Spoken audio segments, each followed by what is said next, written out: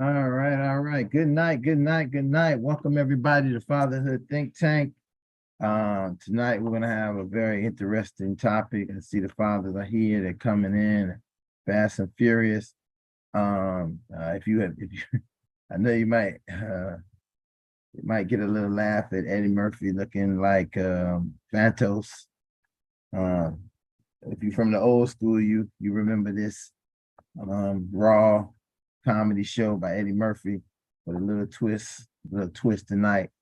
So I want to welcome everybody to the Fatherhood Think Tank. We're going to have a very intellectual, um, empowering conversation tonight. And we're supposed to talk about something, but this issue has come up all week. It's been hot in the media, so I just wanted to get the take on fathers and what they thought about it, what they feel, what their opinion was tonight. We're going to talk a little bit about I want half. What that means, that can mean a lot of things. I want half. You get half. You know, half in this relationship. I want half of the child. I want half of those things. But we're gonna see what fathers got to say about it tonight. Let's move on. Introduce the fathers for the night, and then we'll get busy with our topic. I want half. Good evening, everyone. Lawrence Jordan here. I'm glad to be with you, gentlemen, again. I've got two children, one grandchild, and looking forward to some great talk tonight. I want half. I want it all. I don't want half. And that's another story altogether. Frederick Adams, 3 kids and 1 grandson. Good evening, gentlemen. My name is Lionel Lightborn. I'm a father to a tribe of 7 young adults, 4 young men, 3 young women, and 1 granddaughter. Good evening, everyone. Gene Bernard, father of 2 young adults, 1 woman, 1 man. I guess I can call them woman man now. They're old enough.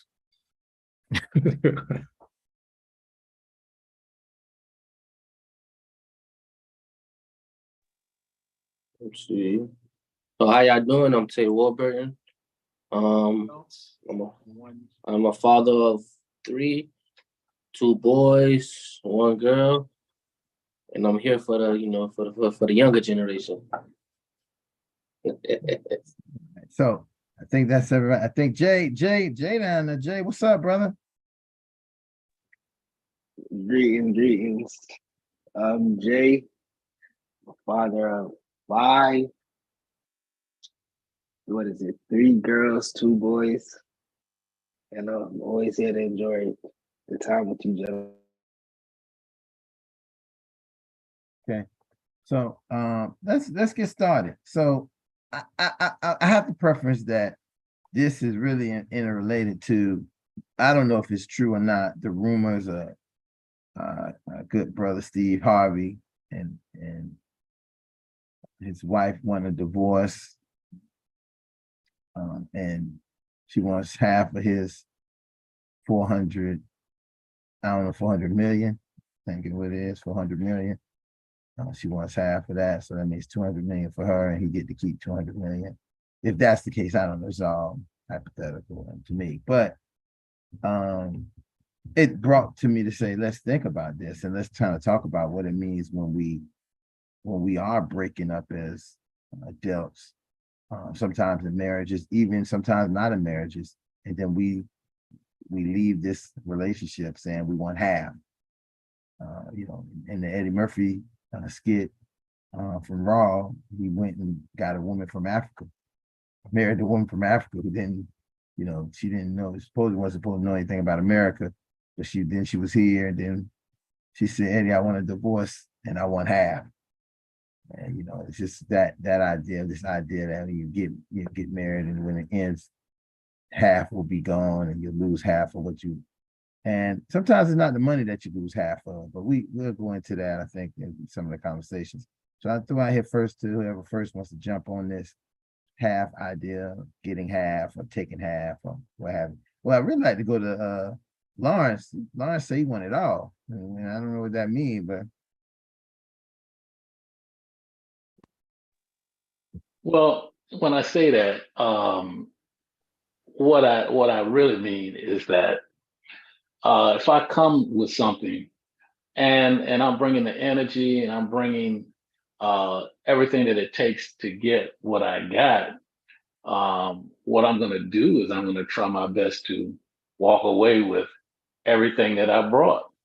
You know, if you have a situation, of course, if someone helps you along the way, whether it be moral support, financial support, emotional support, whatever the case is, then there's something to be said for that. But in many cases, you will find that that there's one person that brings all the energy, that brings most of the fortitude and the insightfulness to make it happen, and the other person is really just hanging on, and they're just along for the ride. As long as the ride is good, then they're good, but when they walk away, then they want half. But I think they're entitled to something. Half, I don't know about that. What do you gentlemen think? I think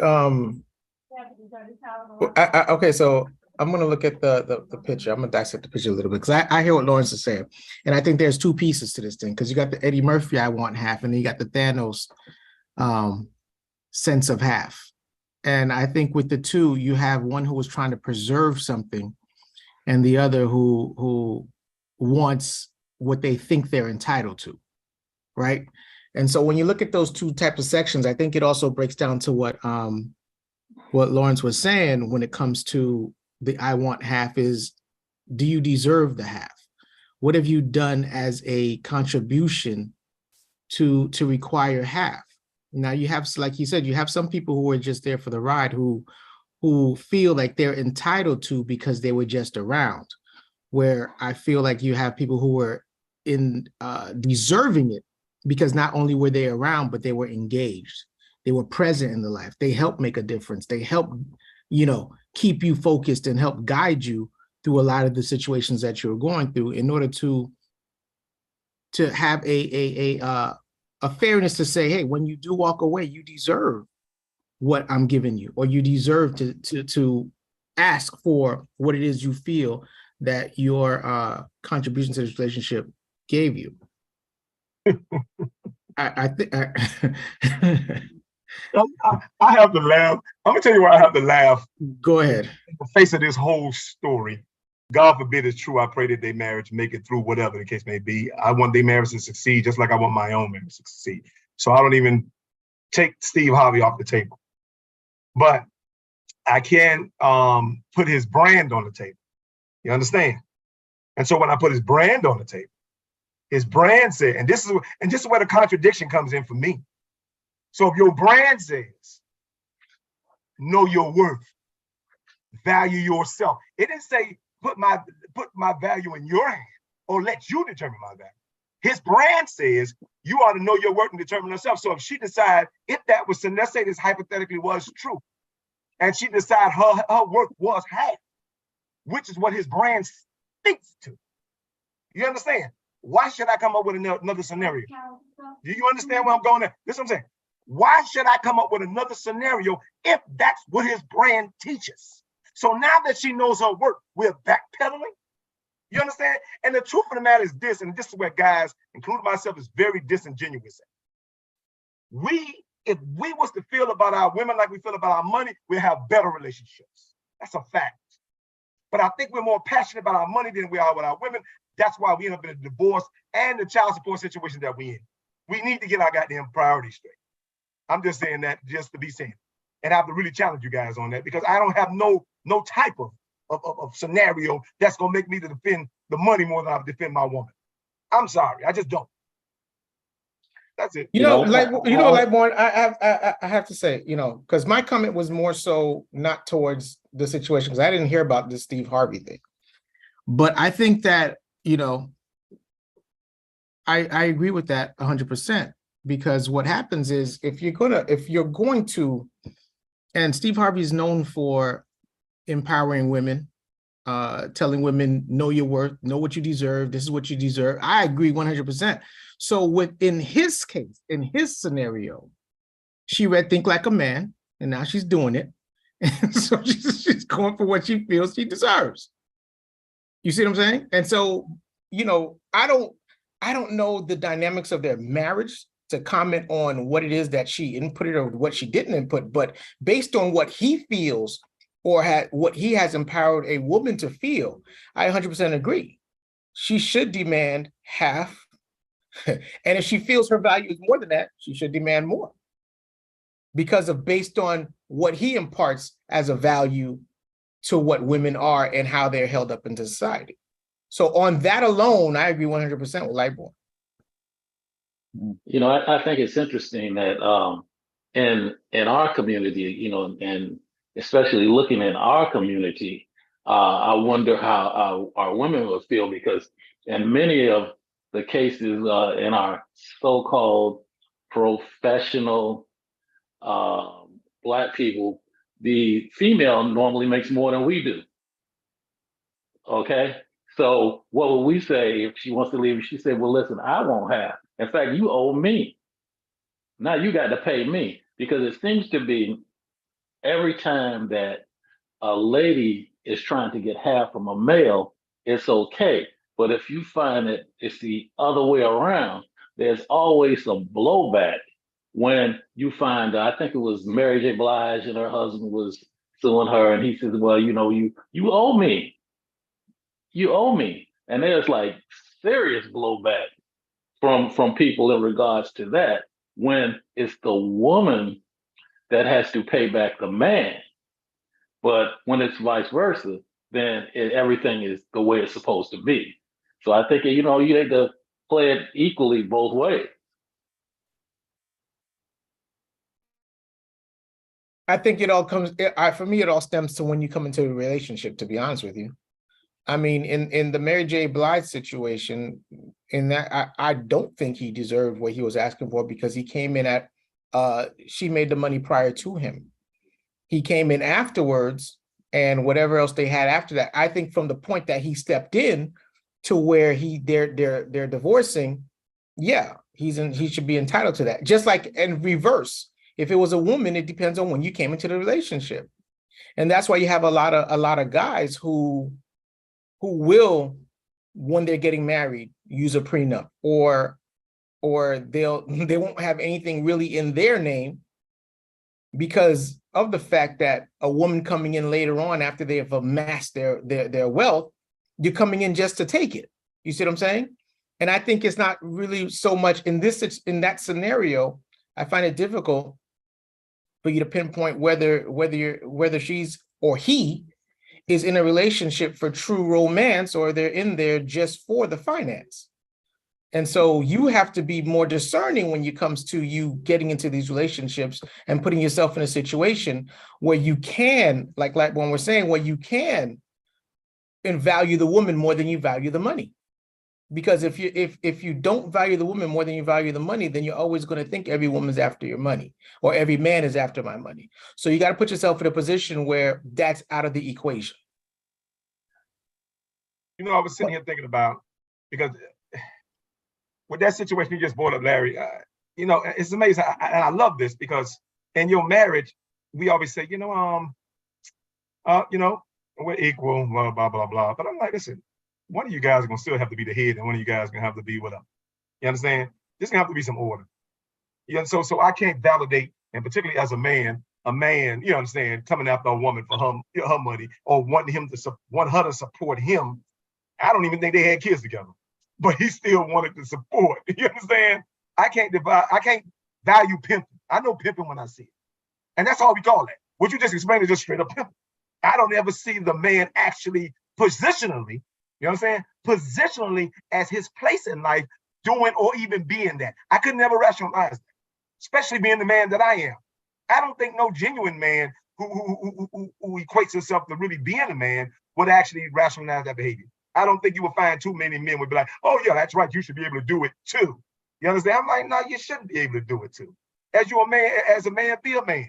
And you know what's a good example of that? Because we said nothing about it. And I think one of the most popular movies, and I love the movie. I think it's a damn great movie. But here it is, a relationship with two men, right? Dr. Dre and Suge Knight. Nobody have no protest when Dr. Dre walked away with none of his stuff.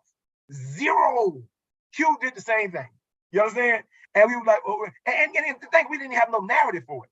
We were like, well, you know, that's just fellas, how you do business, fellas, you know, it's just a real man, blah, blah, blah.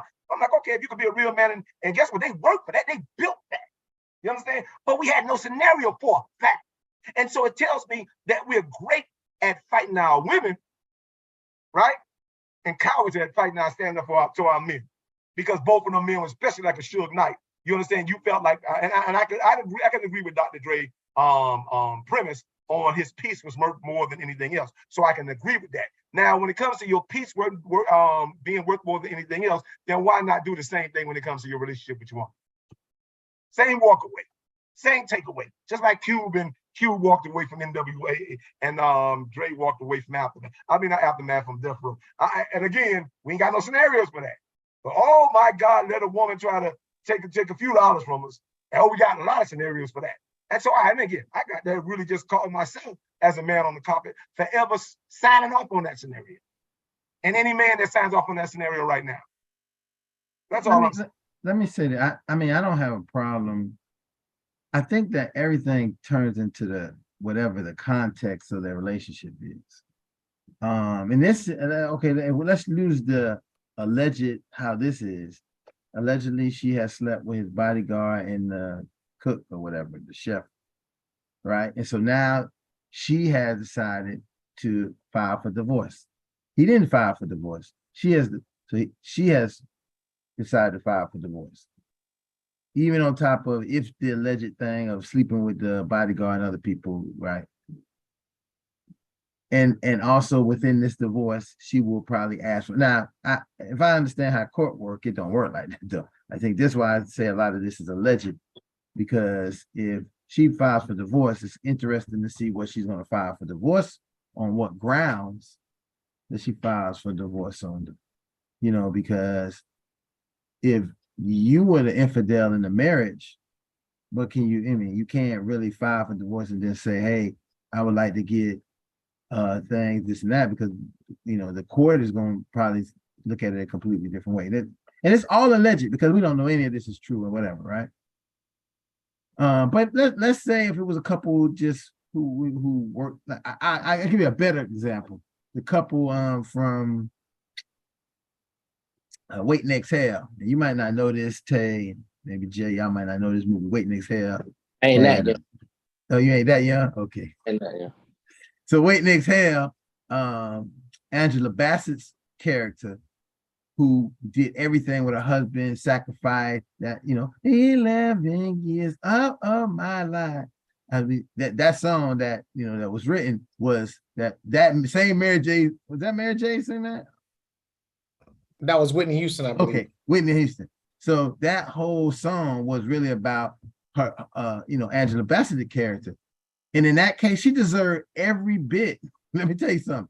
Every bit of the money she got in the end, because he decided he wanted to do what he wanted to do, leave her, and was going to leave her with nothing and move on with his life. That doesn't operate like that, because it's like a business. Marriages are like businesses. And this is how they get to the part of people saying they're going to get half or not get half, or whatever, in the business. But if you violate some things in the business, there's a chance that you might not get paid. If you violate something, you might not get paid. Are the justification of why this partnership or business has to dissolve and it's your fault. Well, I was going to continue to be in this business and continue to live the same life until you did this, and now I can. So it'd be very interesting because let's take the history of our good brother Steve Harvey and his previous marriages. I mean, the last woman he left with the baby, and just left and married this woman. She ain't get nothing. She got left ironing the clothes in the hotel room. You know, that was she did a lot to develop and help him when he was on the road, the street, when he was becoming an upcoming comedian, and he left her by the wayside. So some people say could be karma, but whatever it is, we see in situations where men can get away and not do anything. And in this case, if it is the case, you were done dirty, but guess what? You're about to get that this may happen where she's going to have, because if she has to live on a standard that she didn't live before, it is what it is.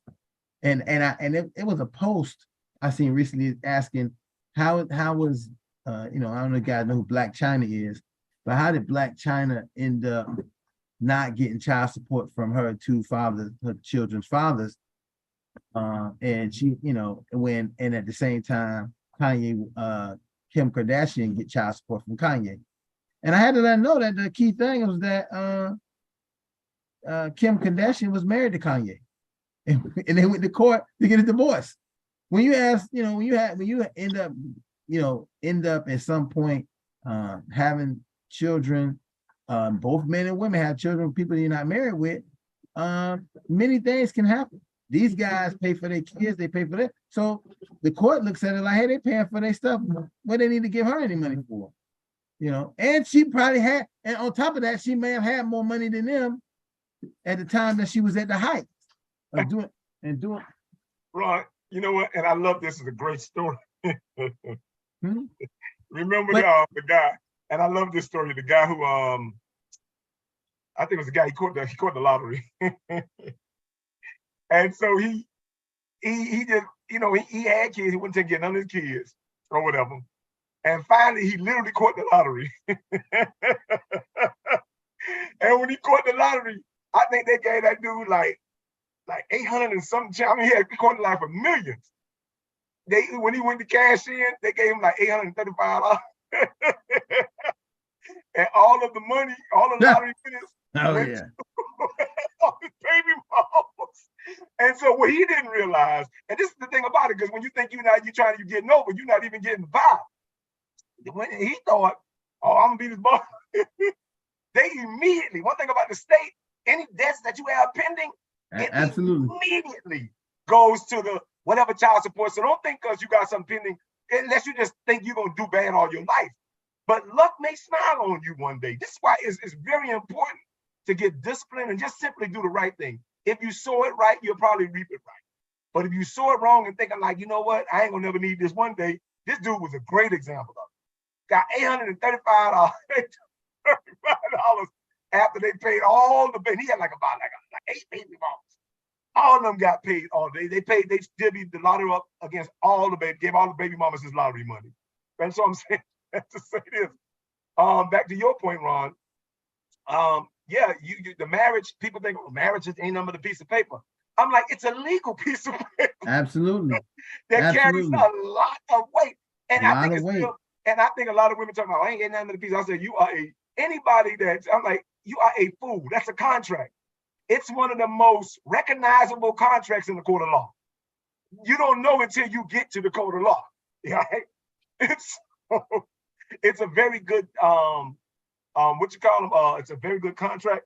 I think where she will have more leverage on if this was true, but I pray it's not, because again, I really champion for everybody marriages, especially if you love each other.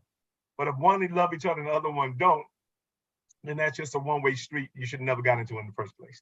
But with that, I think again, his brand, because I can't sit here and lie, but I watched the history of Steve Harvey in this particular relationship. I know the history, and I know he wanted her more than she wanted him. I do know that part. And he left another woman high and dry, pregnant with a baby. Yeah, he left another woman high and dry with a baby.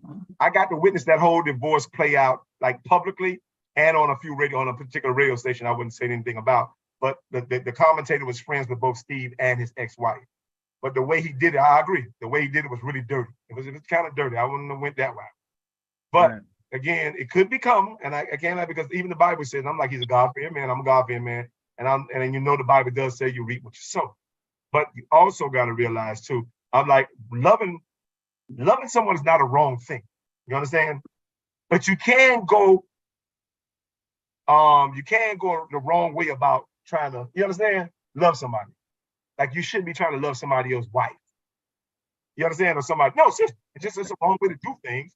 And you know, and I think in certain instances, and then they should make sure that that person love you just as much as you love them. And truthfully, it's not about words, it's about action. You can pretty much see that play out in the very relationship that you're in. I don't care how long or how short it may be. And so that's the only thing I have about that. But I don't like putting worth, because it derives too much. It derives me to the point of slavery.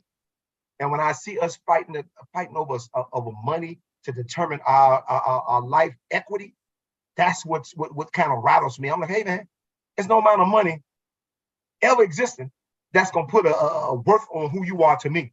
You feel what I'm saying? Be it man or woman, whether you my friend, you could be my enemy. Because slavery is so embedded and so traumatizing for me. I don't like the money role. That's why I even had to back up when I even got put on child support. I had to back up and really think about it. And I'm a man who take care of my children. But for whatever reason she did it, I still, and God had to remind me, and I mean, sometimes divine intervention is great, because God had to remind me, say, wait, man, don't you make enough to pay it? I mean, literally, I'm like, oh yeah, I do. And I paid it so much that I forgot about it. By the time my daughter turned 18, they owed me 1 year of child support back. A straight year. I didn't know they stopped, they had cut it off until I was, she asked me for something. I had told her to tell her mom. My mom told me, no, they've been stopped paying the child support. I'm like, really? And I called them, they're like, yeah, we tried, we sent you the letter, but me and my wife had moved. So I never got the cutoff letter. And so, no, child support is a great, and people hate it, but I'm like, no, it's a very fair industry if you are a fair person. But if you are a person that think that the money's worth more than the woman, or the money's worth more than your child, then that's another disadvantage. This is why we got to be very careful to mix that. You know what? I mean, I agree 100% with you about child support. Only issue I have about child support is, I had this interview on yesterday, and I was speaking to the panel. I told them, this is one of the major issues that I have with child support. Child support is needed, but child support also need to, just like they enforce that father, they enforce the fathers to pay money. Some fathers would pay the money, but they also should enforce the father have to spend time with their child, because we can do that. And then you will see a completely different dynamic of child support. I mean, I think that I think most fathers will pay if they have to pay, but they also would want to have the time allotted to them. They don't want somebody to, they don't want their money to go, and if we pay for something, we hope to get something from it. And what I mean by that is not like, oh, I'm paying, but look, if I pay my child support, I should be able to come by and say, hey, I'm gonna take the kid to get some ice cream. Oh no, he can't come get it right now. Get him. Well, if you're making child support the same means of how it operates, if we were still staying in the home together, I take the kid to go get 7-Eleven at 10 o'clock at night if I wanted to. However I wanted to do it, I didn't have to act. I don't have to do that, and that kind of stuff can be scheduled. So that's the only stipulation I feel about child support. I think child support is, children need support. Now how much support versus how much you really make is problematic. But again, I'm gonna say this: that's on us. That's our problem, because if you don't make that money, you go down to child support and show them and tell them that, hey, I used to be an NFL football player. I made $1 million, and I used to pay $10,000 in child support a month.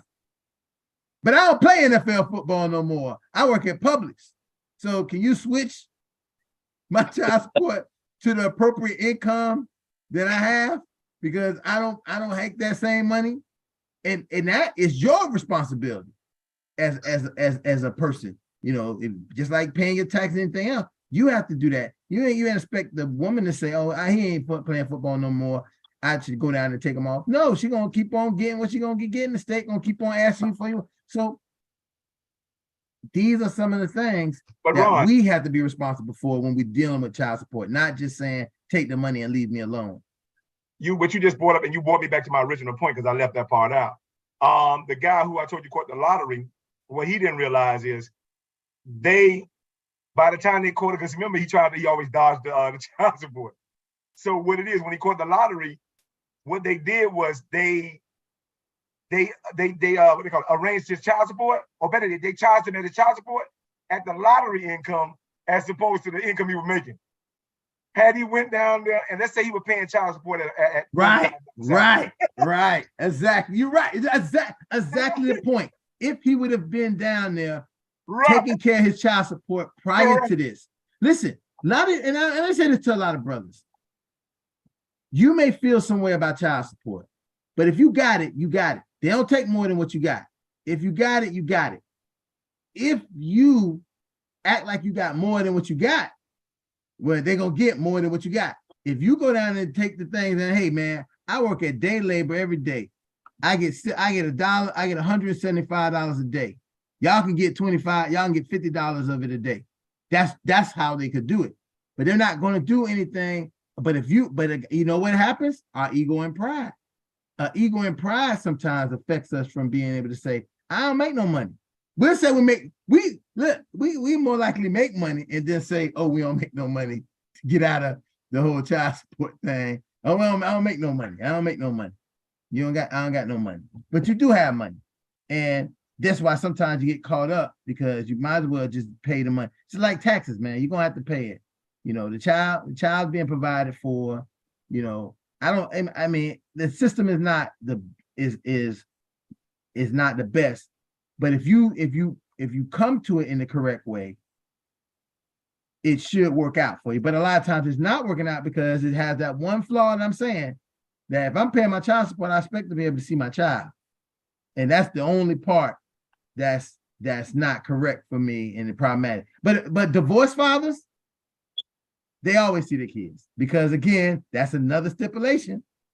When you are married, you have the union, the legal union to help you in that property that you both own, because you both own the property of the child.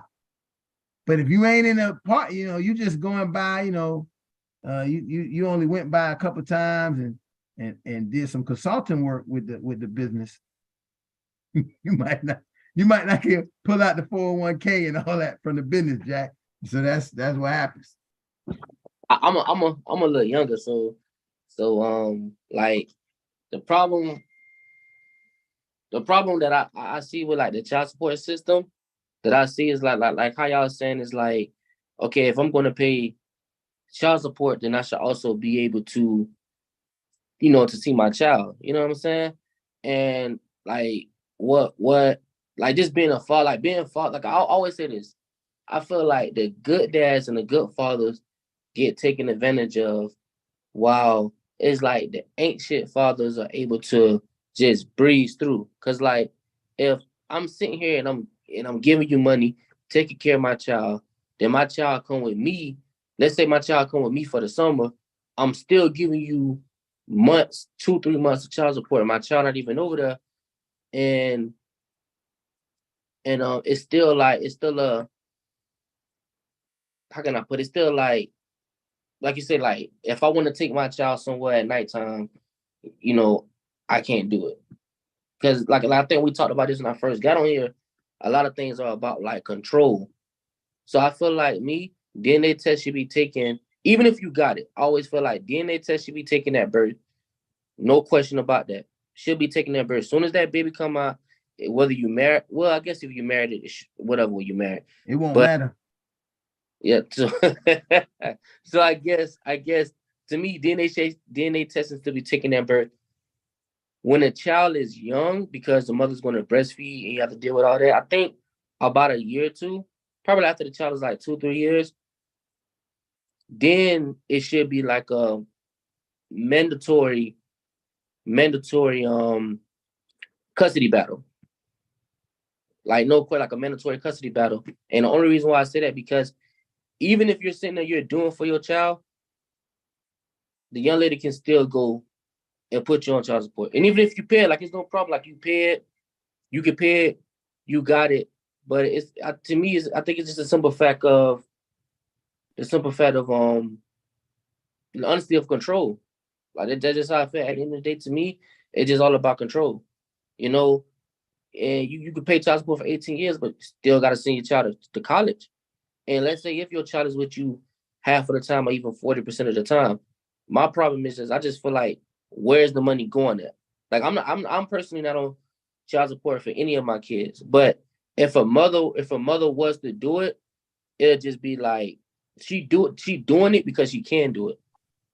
Not because I'm necessarily not taking care of my child. It's simply because she can do it. So with child support, I'm kind of like, it's like I feel like they should be just as aggressive with child support as they is in the father spending time with the child. To me, that's really how I feel about that. You know what I mean? You're saying regulate. I think it's easier to regulate money than it is to regulate time. And so with that, I'm gonna be honest with you, and it's because I paid child support and I'm cheap. So, and I'm telling you straight up, I'm cheap. I could be straight up, I could go live with this. But the fact that I was ready, I was able to pay it. And I'm gonna be honest with you, when I stopped making a big deal out of it, is when it stopped being a big deal. Mm-hmm. And now I looked at my check, I'm like, oh man, this is a little bit of money. And Yeah. that's what really, because what happened is somehow we made child support this big ass monster that it's really not. It's a very small monster, to the point that people be killing for it. They cut off their relationship with their kids for it. And I'm like, this is a real small ass piece of change, because when you factor in what it takes, truthfully, daycare, what they call it, aftercare and daycare will eat up all your little child support payment. You making $40,000 a year, your child support will max out at about $600 a month.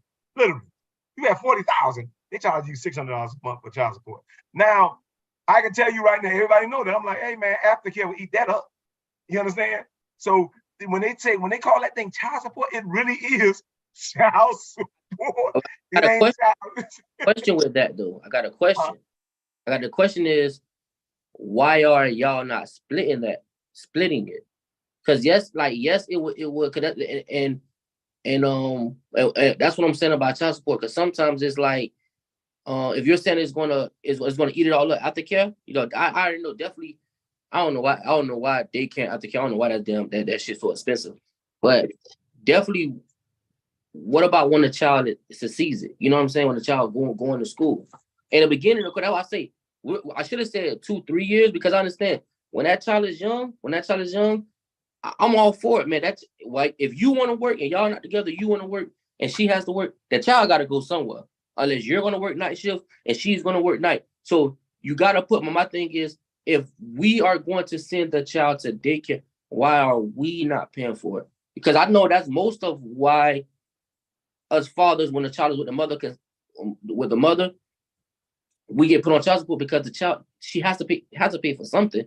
And sometimes it's $200 a week. You know what I'm saying? That's hurtful. So when a child is young, I see that. But once you pass all that stage, like my son's going to kindergarten next year. So once I pass all that stage, and if I'm having my son the same amount of time you're having him, why must I give you money? And that's my thing with child support. I'm gonna tell you why. Because aftercare never stops at 1 year old. Aftercare stops at 18 years old. And maybe not even then, probably when they go to college. And you still got aftercare in college. And I'm gonna explain it out to you. Aftercare, if for 1 to 5 years old, aftercare is probably after school program or whatever the case may be, that will free one of y'all up to pick that kid up before 6 o'clock. Because everybody knows aftercare cuts off at 6 o'clock. So that's 1 to 5. 5 to 10, you probably got a little leeway, so they can go into some kind of after school program between 5 to 10, and they will be all right. From 10 to 15, now you can go ahead and put them in athletic sports. I ain't got to tell you about athletic sports, because it's more expensive than aftercare. And so when you start to think about, I'm like, listen, you think like, man, it should cut down, it should go cheaper when they get older. I'm like, oh, hell no, it don't. Because the minute you put them in football, and oh my God, if they good at it, you understand? That little 600 ain't nothing no more, because now you got not only what it takes for them to get into football, but travel expenses, food, blah, blah, blah. And so now that 600 don't even look like nothing no more, because that kid is excelling, because that mother, and the thing about mothers, and I love it too, and this is what's so special about mothers for me.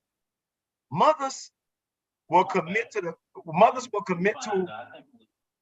Mothers will commit to pain. Mothers commit to pain where most men separate them. They will commit to that child's pain for the rest of their life. You'll think it started at birth. I'm like, no, it don't start at birth. That thing is so continuing until that child dead or they leave here first. You understand? That and that's why when you ever ask yourself, why did my mother commit so much? And you ever seen your mama commit to a level of pain you may have caused her? And I mean, I'm talking about on levels that fathers will not commit to. We'll just give our hand up and say, you know what? They got to learn their own, blah, blah, blah, blah, blah. And we do have that luxury. But mothers will commit to that pain all the way to the electrocution, depending on the severity of that child. And so I thought about it like this. I'm saying, wow, it's amazing. I thought that mothers will just commit to the pain at birth. I'm like, no, man. Mothers are committed to that child pain all the way to death, either their death or that child death. And I'm talking, that's a revelation for me because I never saw that like that. Because when you see even the people in the electric chair, you don't see the father there. It's always the mother. And the mother always like, man, I'll trade places with that boy if y'all just give him another chance. You rarely see the father. And so I have to respect that level of commitment to pain, where fathers will separate at the pain of our money leaving our pockets or our hands. We're ready to separate right then and there. And we have to really understand the science of that. Like, man, I got to be a little bit more empathetic to know that this woman will still take this child into her house after he done messed her over 100 times, as opposed to me. I'd only give him 3. You feel what I'm saying? And let life have to teach them. But most mothers, and we just built differently like that. And so I understand. I think even the courts understand the psychology and the science of the sacrifice when it comes to a man and a woman. Yeah, that's why. That's about, but that's what it is. That's why. That's why every time I've been in the court, I've watched judges let dudes leave with their dad, but not with their mom. This is what I've seen. Numerous times I've been in court. I've watched the judge. If the dad was there, the dudes was able to leave and go. When their moms, they had to stay. And I think that's a part of because there is this idea that a mom will allow the child to do what's best for do their thing. The dad gonna tell him that no, dog. Dad sometimes say, "Listen, I'm bringing his ass back here. You need to put him in the," and we'll say that, but that's just the difference in mentality. I think that dads and moms handle their children and do things with them. Dad's got to be in the that's very. Fathers got to be in the household.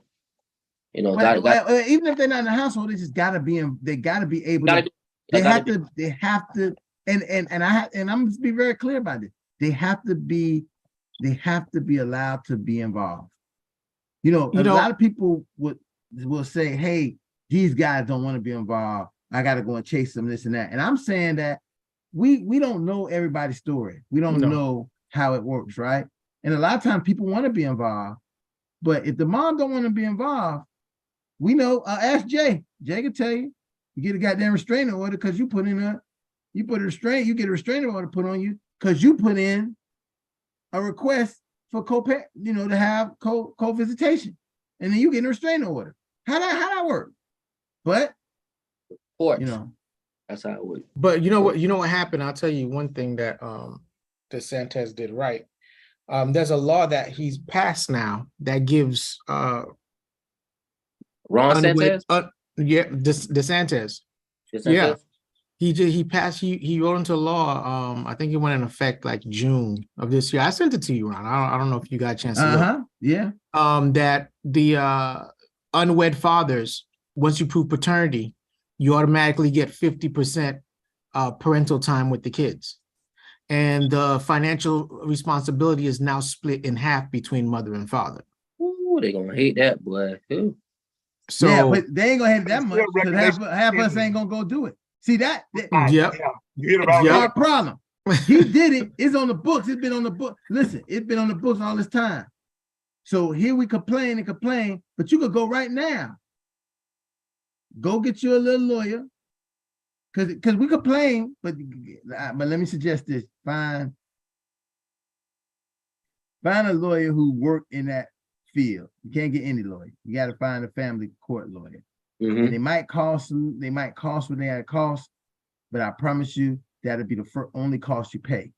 Because once they handle it, it's done. It's done until forever. But you gotta, and again, if you gotta save up your money, you got whatever you want to be, you can't, because I realized I'm looking at this guy I've been working with behind the scenes. Look, his case with his child's mother, the whole thing, he has no problem. He's sitting the most easiest I've ever seen anybody sit their whole life. You know why? Because from the beginning he had a parenting plan. He agreed. He got the rights. She lived in another state. He got the rights of this case to be jurisdiction in Broward County, in Florida. She had her sign all the documents saying that they would do the visitation, how all these things do it. She changed her mind, wanted to do whatever she wanted. She went to jail. Oh, okay. I would have said she agreed to all that. She agreed. No, she agreed to it because that was when that's when they was on the what you call it? That's when he was still finessing. They were finessing each other. That's the early time. This is the time when you should be saying, just like when they convinced you to say, hey, let's sign that birth certificate. Fathers should be thinking about, like you said, paternity test. They didn't even think about all of the before I'm signing a birth certificate. I'm also going. I want to do a parenting plan. I want to do all because at that moment, when I'm going to sign that birth certificate, all these other things need to happen. So there ain't gonna be no question because we're not going to be together. And then right then you'll know because if mom feel like y'all gonna be together, that's where the problem a lot of times come because she feel like y'all gonna be together. And so you good as long as we together. Then when Susie with the big booty, and you with her all the time, then you out of gas. You now you got booty. You don't get to see your child Judy no more. You got booty, but you don't get to see Judy. I think I know her. I mean, but that's what ends up happening to a lot to men in the situation. I mean, when you add that the biggest part of the situation. But when we was on good terms, we didn't take the necessary precautions that we need to put in. We already didn't use the precautions of our prophylactics, contraceptives that we could have used to avoid this. And so now we got another opportunity to say parenting plan, agreement that if I'm agree that I'm the father, I'm agree. As a matter of fact, I agree to pay child support, I agree to all that. But with this, you're gonna sign this parenting plan to say, I get them on my birthdays, on every other Christmas, every other holiday. I can come and pick the child up on Wednesdays and Thursdays, and they can spend the night over my house. All of these things that you have an opportunity to do, because then we're talking about when someone's saying what this person not doing, you'd be like, you actually, but I'm just have to be very. I'm talking this empowerment for us, but I have to be realistic. A lot of people will not do it because they sometimes have parenting plan and don't follow through what they're supposed to follow through. A lot of times. Your time is supposed to pick the child up, and guess what happens? You say, oh man, I got something to do. Let me come get him next week. It don't work like that because that's where you start getting violated. So if you go, the most guys ain't gonna do the parenting plan because just like it's a parenting plan for the mom to have to follow through, you have to follow through too.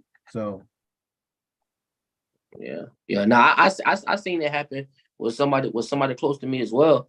They go through that, and because of somebody that close to me, sometimes I be in the middle of it. You know what I'm saying? I be getting calls like, oh, do you know such and such is still here? And then I call, both parties. I'm just like, hey, like, where y'all at? Oh, he was supposed to pick him up. Oh, well, I told her I was this, I told her I was that.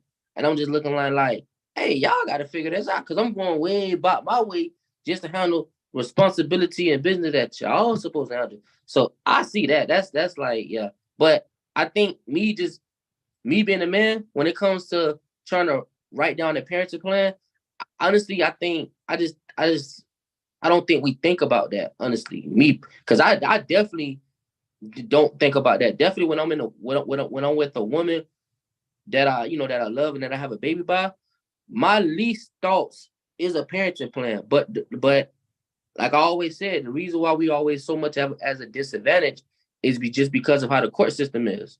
This is gonna go back to the lineup point. If you had a lot of money, you'll tell her to write a prenup. You see what I'm saying? You see what I'm saying? We concerned about our money. I have to agree with you. Anytime I hear dude, they talking about doing a prenup, and I say, well, why didn't you do a parenting plan? You ready to do a prenup, but you ain't ready to do no parenting plan, because they the same thing. You understand what I'm saying? Hey, they operate in the same absolute way. The parenting plan makes sure that you get all you're supposed to get from your child and what have you. The prenup makes sure that you get all the money and your money is safe the way you want your money to be safe. But we don't think about that. I think you said it right, Tay. We be in love. We be talking about love. Love gonna get us through. A lot of guys don't think about no prenup. I think we taking a small percentage of people actually get a prenup, because there's I see a lot of divorces where there wasn't no prenup. And me personally, I think prenups, when I calculate it, seems like it got really important maybe 10, maybe 20 years ago. But I see a lot of guys back then that's in love that did not get a prenup. A lot of them. So maybe it's me, but I see a lot of divorces where the guys are very successful with no prenup. I can tell you a successful prenup that just played out in the news, and you guys can Google it. Kevin Costner and his wife. Now it's an obvious, because I'm like, well, that's actually, and again, Kevin Costner, I'm like, Kevin Costner, that ain't on your wife player, that's on you. You understand? Because, again, we, as men, it's just a certain arrogance about us and a certain privilege about us that we believe our own height. And so we believe that we old as hell, but this young woman will still be interested in us, even though she out 20. I don't know why. But no, but it's true. I mean, we just believe our own height. And so eventually, with time, one thing about time tells the truth on everybody. And so at this time, this woman feel like, okay, you know what? You start to see the differences of, okay, maybe this man had me about 20 years. We ain't jiving like that. You feel what I'm saying? And it starts to show up. And now he feels disrespected because him and the woman not on the same. I'm like, y'all can't be on the same page. I'm not even the same generation. You feel what I'm saying? So, but he did have the prenup. And she did get and this was how she was wise enough to get the baby from him. And so he only walked away paying about $120,000 a month in child support. And so but again, he did have the prenup, but he still had to pay $120,000. And then she want to increase to $140,000 in child support. But again, I think that's the deal we made on the front end. You understand? Because we believe sometimes our own height, we believe our own arrogance, and most importantly, we believe our own privilege. And that's what get us into the situations that we're in most of the times, particularly the negative. 140,000 a month? Oh, that's tough, boy. She want to increase. She get 120 now.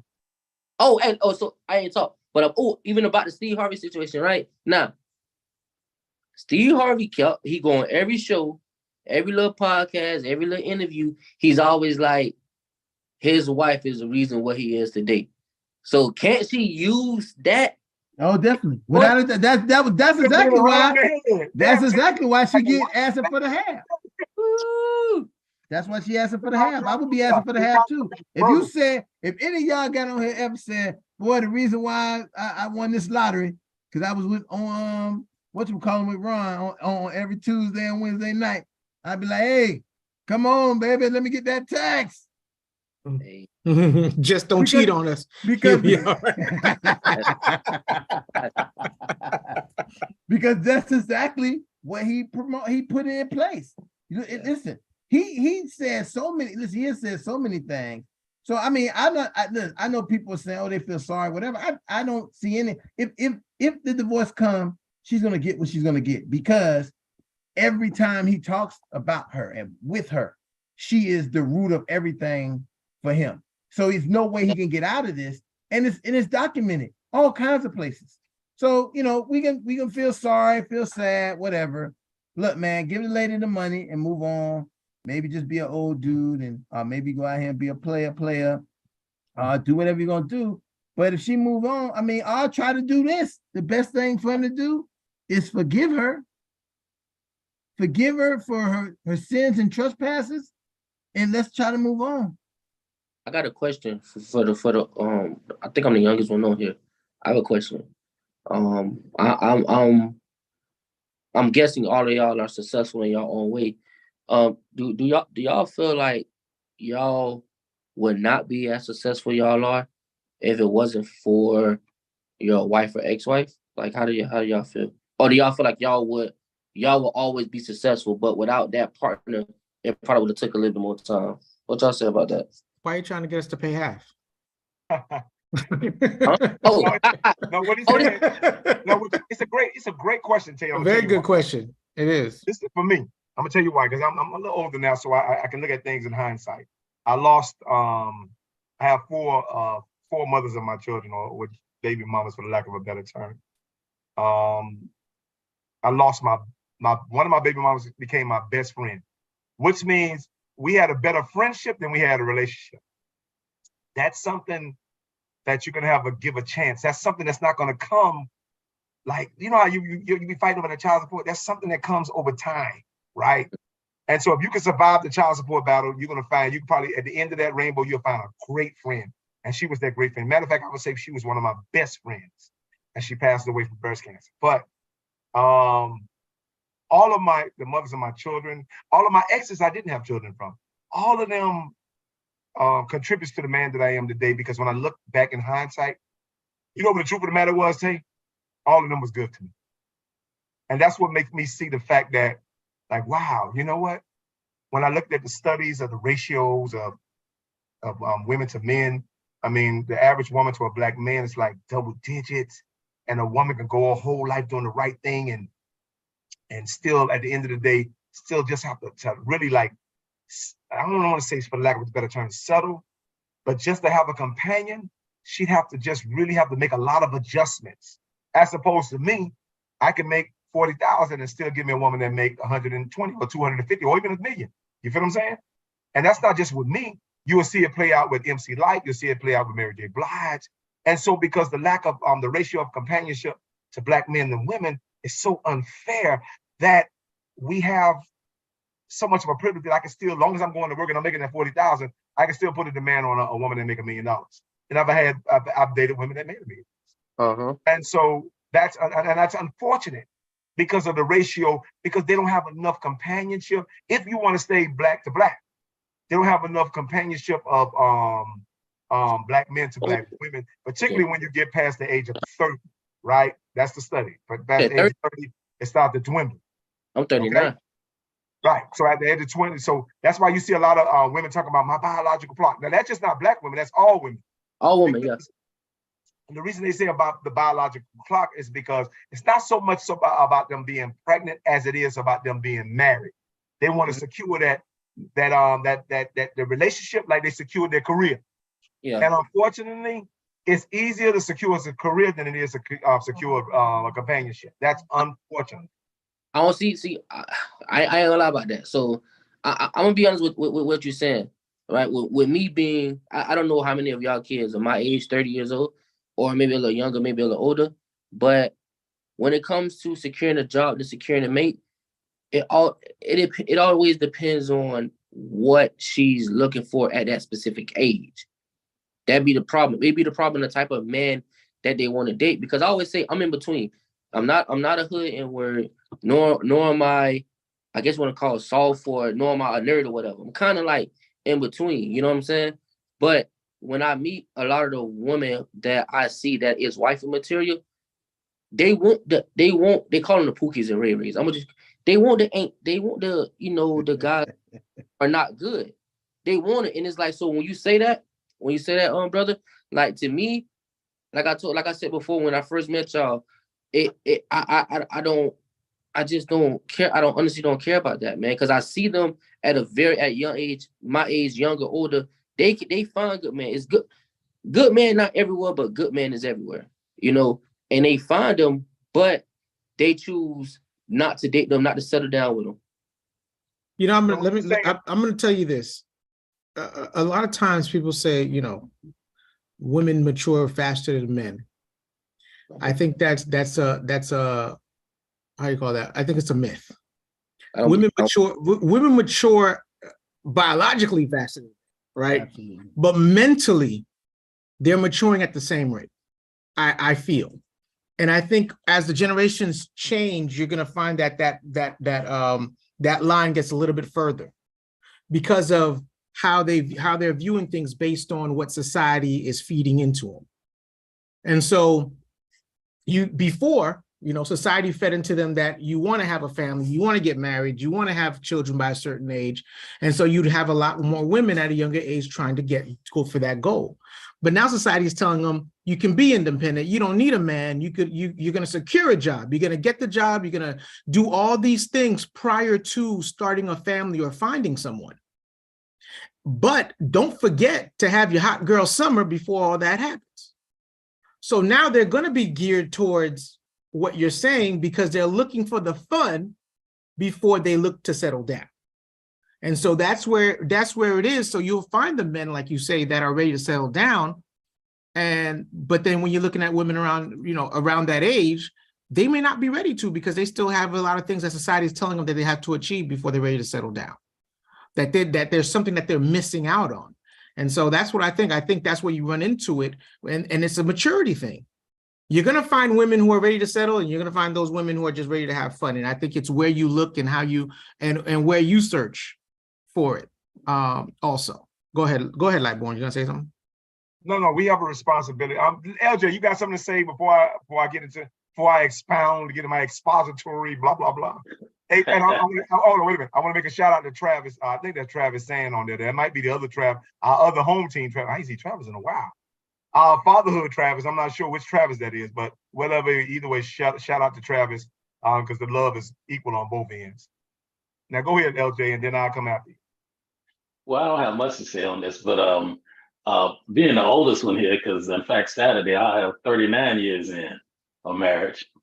I think what my wife did for me was she had the ability to rein me in, because what you do is most of the time, I know I was just out wanting that. I was singularly focused on success, and that was where, and I was really kind of out of bounds in terms of searching for success.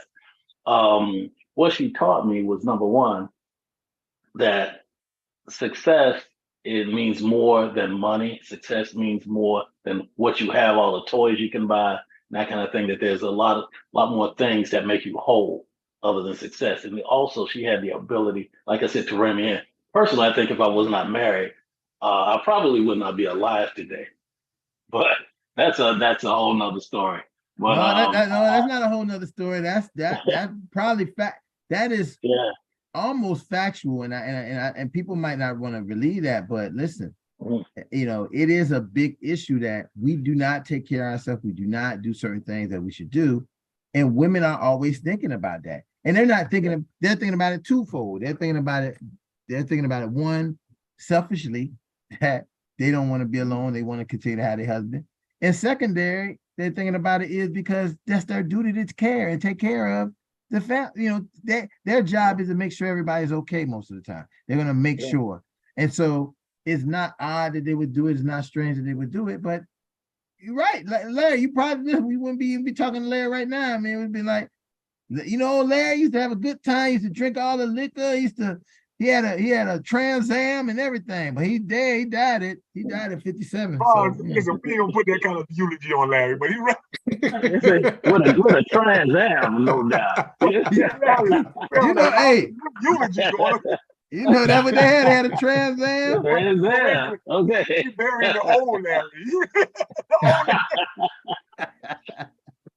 But what Larry says is very true. When you have that, when you have that person, and speaking from experience, when you have that person that cares about you and cares about your health and cares about your well-being, it's going to change you, because now you feel like someone's in it for you and you're not in it by yourself. So I think part of it was, that ability that Larry's talking to rein you in is it's partly the realization that you have to change to be better for a relationship. And a lot of times, once you have that realization that you have to change yourself to be better for a relationship, it makes a wealth of difference. But again, it goes both ways, because the other person, for me, and that's my opinion, the other person has to show you that the change is necessary or the change is worthy. You see what I'm saying? By how they support you, how they treat you, and how they pour into you, so that you can also want to do the same thing and pour into them. Because it's a mutual thing. It's a reciprocity. Relationships, no matter what relationship you're in, it's a reciprocity.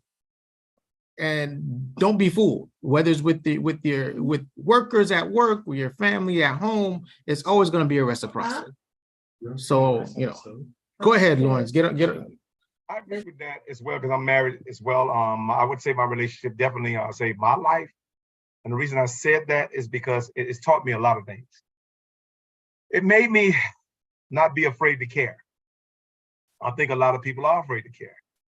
Caring is one of the most responsible things you can ever do in your life. And so people, and even when they care with limits. Like, I only want to care about mine. But when my wife expanded my caring all the way to humanity, to a point that I had to be, so that she reminded me where that godliness is, how our godly love really supposed to be spreaded. So I don't only supposed to be caring about mine. Me and friends have gotten in arguments about this as well. I mean, close friends, like best friends. That I told them we couldn't be friends if you only could care about yours. I need you to care a little bit broader than yours. You understand? Because if you only care about yours, you understand? Think about the ones, and then they can come back to bite you because you only care about yours, and you did a great job of raising yours. But if you didn't care about the neighbor and care enough to be an inspiration to a neighbor, then maybe that neighbor child will be the one who robbed your child and then killed them and trying to carjack them or something like that. We see a lot of that in the news. And so it's a lot of science and the importance of why your care should expand beyond your doorsteps in your household. And so she taught me how to care universally. She taught me she reconditioned me to of the importance of having laying beside a woman as opposed to laying on top of them, because my mission was to lay on top of as many women as I can in life. And she taught me the value of laying beside her. So laying beside her is far more important than laying on top. I get more satisfaction of laying beside my wife than I do on laying on top of her. And so I think I get to see women in a different light. Then I get to experience the pain of women, because we married, we don't have children together. You hear me say 7 children, that's a blended family. And so I have my 4, and you're talking about 4 different the mothers of my children. I have 4 babies. This is how selfish I was. I have 4 baby mamas. And all 4 of those baby mamas have all their first children from me. That's how selfish I was. And so when I met her, which is a complete dynamic, because if I can go from like, listen, I ain't have no kid with you if you already have a kid, and then I marry a woman that I have no kids from. You understand? She had 3 of her own. That's a change within itself. And so with that, you're talking about 21 years together and 17 years married in November. I don't regret none of that for the world. I mean, I was close to 300 pounds, and my wife helped me get down to the 218 that I average. I average between 215 and 220 on average, 225 at the highest. And so she was part of that. She was a part of my star going up and me getting better jobs, me thinking better. And I'm going to be honest with you, me seeing people in a better light, because I couldn't see them in that selfish light that I was in by myself for a long time. And again, I have other women, and I'm not knocking other women, because other women try to make me see that. For years, you have other women that put up with a lot of your crap. And I can't lie, I'm like, there was a lot of good women that put up with a lot of my bad crap. But and a lot of them stepped in to help her be the wife that she is to me today. And even especially my son's mother, she was one of the greatest. They were great friends before she passed away. And she helped them navigate who I was to get me to who I am today. So kudos to both of them, my wife and my late son's mother. And I always wanted to ask you that, but I didn't want to be nosy. Could you be like 7 kids? And I'd be like, 7? Yeah, that's the story behind the 7. It's a blended family.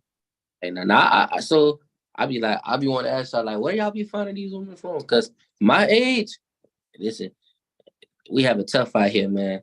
Like what, you know what I'm saying? Like what Brother Robert was saying was like, because it's like with the age I grew up in, they're telling our women to do so much of the opposite. And the women these days, they don't understand how much it hurts them in the future. It's cool and it's fun now, but just in the future, man, it's like like they say, they like you said, their biological clock is winding down, but it's your fault. You know what I'm saying? Like, don't go to those hot girl summers. You know, it's like chill that summer. You know what I'm saying? Work on yourself. Maybe your husband will come. You know, keep your mind open. But you know, it's not like that now. You know, so that's why I asked y'all, like, since I'm the youngest, just give like inspiration and light. Like, how is it? Tay, I ain't gonna lie to you now. Between me and you, Tay, I'm gonna tell you like this. My wife, I encourage her because she have really, anytime you have a wife, because put it like this, you're gonna love, and I love the when men try to flirt with my wife. It's just my thing. And so, because we come home and she share all the stories with me, right? We laugh about it, or whatever the case may be. That's one. And this is a marriage thing, so this is something you can do when you get married. You gonna understand this. You gonna really appreciate it. And so, and even when we act together, like we had different concerts and stuff like that, she'll run up to the bathroom or whatever the case may be, and I ask, I'm like, you get any interesting stories on the way back? And of course, naturally, guys gonna try to flirt with or whatever. And then you got the quintessential guy that always, and you gotta love these idiots. These are the ones that think that they can take the woman from you. I was that idiot too. So, you ever think you're so good that you can take any woman from her? I was that idiot too. So, and you understand that you can't, the length of your money can't compare to the length of a person's happiness. And so the fact that you think that you're so suave that you can really compare to a person's happiness, that's when marriage actually give you a rude awakening, and you see stories and movies built around that kind of stuff. So I just thought I'd throw that out there. But I love to hear about when guys trying to holler at my wife and stuff like that, because you know what? It helps her. The most importantly, it helps me to let me know that, wow, look at my wife, look at my baby, and I still got her. Dude's dreaming to be with her, and I got her every day. So that's a blessing. I'll say this. To answer your question, I think it's a matter of where you put yourself when it comes to meeting somebody, right? I always think you should expose yourself into different areas, into different things to expand the type of people that you will meet, right? If I'm always going to a club trying to meet a woman, I'm going to meet that type of woman every time I go to the club. Very rarely will I, there's a very small chance I'm going to meet, and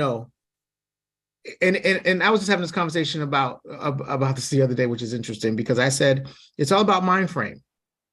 If I go to the club to find a woman, most likely I'm not trying to find a wife, right? But if I go to a place that I'm thinking I'm going to find a woman who's going to fit my needs to find a wife, then I'm going to go with that mind frame, right? So I think that it's all in where you place yourself, and all in the exposure that you give yourself. If I go to business networking events where I know there are going to be other professionals there, other women professionals, then I'm going to have a mind frame to approach them as if they're professional, and they're going to approach me in that same manner. So then the conversation would be different. You see what I'm saying? And so I think, to answer your question, it's all about where it is that you go and who you expose yourself to, and what exactly you're looking for, and also what the other person is looking for too. I got you. Right. I got you. Monday. I think that Rob's hitting it right on the head. It's like when we look at getting into relationships, I think that a lot of people, first we got to be, I have to keep a lot of stuff real. The game is real. We play a game. A lot of men play a lot of games. And I'm going to say that because we want something.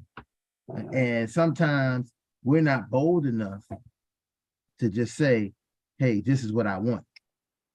Sometimes you might say it and you might get exactly that. But then some of us be so insecure that happens. Then we think, oh, well, she did this with me. She did. Listen, you asked for something and she gave it. Because maybe she wanted it too. But we like to play a game. We like to play the honeydew game. That, oh, you're the one I want to be with. I'm suiting you. I'm coating you. But they really, really, really don't, you really just want the honeydew. You don't really want her. And the second you get the honeydew, but this woman done fed into all of that passion, all of that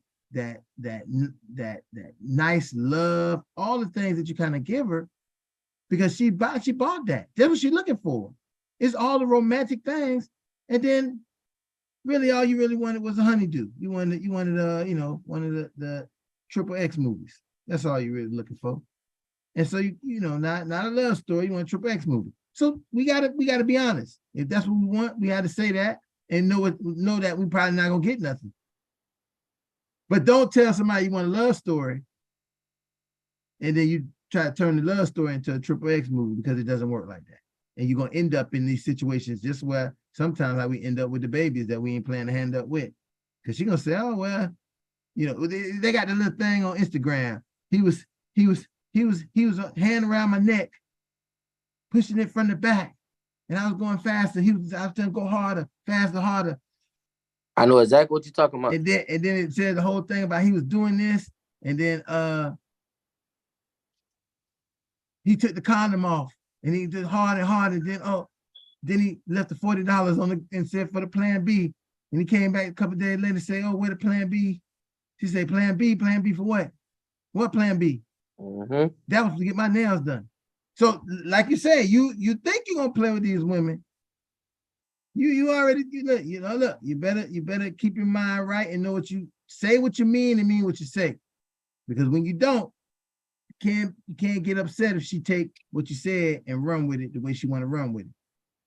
Ron, you at that time, you finished your commentary right at 8:29. You a bad boy. Hopefully them old Elder Thomas still on here.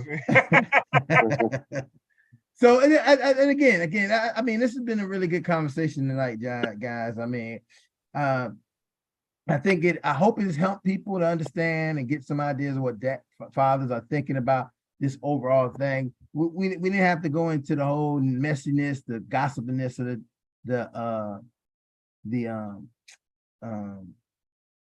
what's his man name again? See, I didn't even think about the man no more. Steve Harvey. We didn't have to go into that, but we can tell you about our feelings and our approach and how we see it. And I think that was important to kind of hear how we're looking at it. And for us, and for some of us, we learned some things tonight about this whole process of relationship, what we should and should not do, and what happens when you have marriages, especially for us who are not married.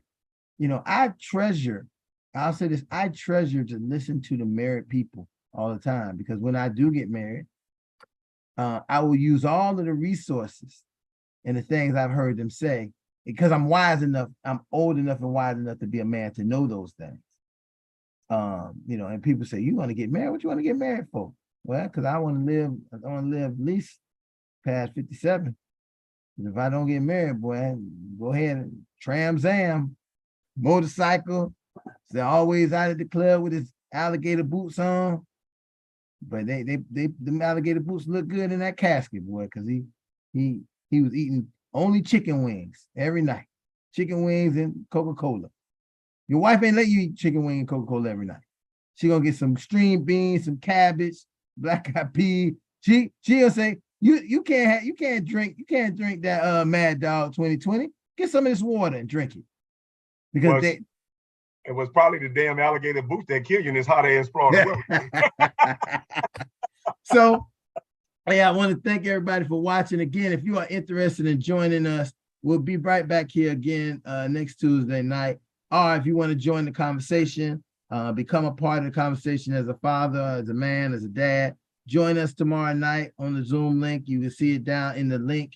You can definitely join us in that link. And we're going to have some more interesting conversation tomorrow.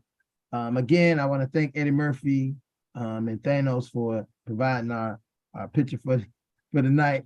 We want half. I don't want half. I want all.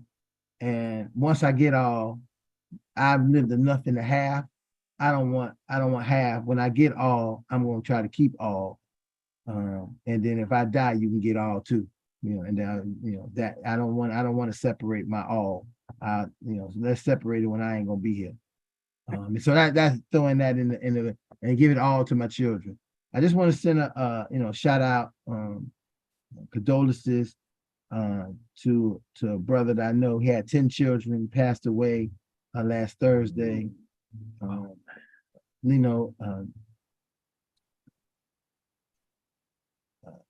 Brother Yarn, I just call him Brother Yarn, better known as Florida Fresh. He's a rapper in Central Florida. Central Florida area. He had 10 children. Funeral will be this weekend. I just want to give, give some blessing to his children. He had young children. He had some young children. And, he had some older children, but he had some young children who have to spend the rest of their life without their father, as well as all of them. He was a father. He might not have been what people might want him to be, but he was a father to all his children. I know that much. That's a good part about it. So I just want to send some blessings to him and to his family, condolences for his loss. With that being said, we'll see you again either tomorrow night, see you next week. Father, repeat after me. I am. I am. No, come on, goddamn. I said I am. I am. I am. I am. I am a man of honor. I am a a man of honor. I am. I am. I am. I am. I am a man of courage. I am a man of courage. I am. I am. I am. I am. I am a man of respect. I am a man of respect. Come on, Father. I say that I am. I am. I say that you are. You are. I say that we are. We are. Championship. Trying to get your little title back out, Lawrence. Yes, sir. I gotta try hard. Hey, I tell you, talk about bad choices. I was looking tonight at the U.S. Open, and I was looking at and I saw Chris Everett was doing a commentary, and I said, man, I used to play tennis with Chris Everett. Okay. Back in the day, and I had a choice because basketball season and tennis season ran along the same lines. And in school, when Mr. Hickey, the tennis coach, said, "Man, you need to be on the tennis, on the tennis team." I turned that down for the basketball team. So what a damn bad decision. Probably still wouldn't have gone anywhere. But when we used to play together, because we were in the same class, Chris Everett and her brother Drew was actually was 2 years older. But we used to all play tennis together. And I said, man, so I started to start making better choices in life. But it is what it is. You're in the perfect place. We wouldn't have had you on here. I don't even think this would exist. So it's a blessing to have you here always. Y'all might have seen me at the U.S. Open commentating. Yeah, right. You would have been right. Exactly. That's the point. Point, right? Look at that guy with all that black hair, man. He's really. Okay. I wonder how old he is. Because you can't have the gray hair on the TV, so they don't play that now. You can't have that. You gotta have that Beijing in there. Beijing is what you gotta have. Okay. Right. Again, and a Trans Am. And a Trans Am. And you had a Trans Am. You had a Trans Am for sure. You know that, Jamie. Yeah. And a young wife. Why you might well throw that in there? Yeah, go ahead. Okay. Yeah. Little young wife, little young tenderoni. You 50. You met her when you was 52. She was 24. Okay. You know how that goes. The reverse of the age. Doing Viagra commercial. Right. All right, gentlemen. Good night, and we'll see you tomorrow. I'll see you next week. Y'all have a good one.